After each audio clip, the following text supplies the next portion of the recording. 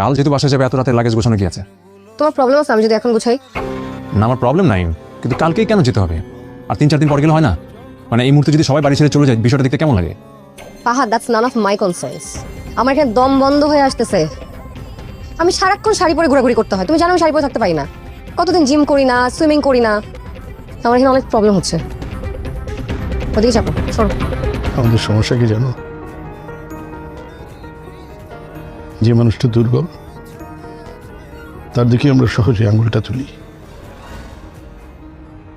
শুধু মেয়েটার দোষ দেখলে তোমার ছেলেটার কোনো দোষ নেই, তোমার ছেলেটারও দোষ আছে। বলছে আমার ছেলের দোষ, মেয়েটা দুর্বল। কোন দিক দিয়ে সে দুর্বল? তার যে খেলা, ওরে বাপরে, দুর্বল।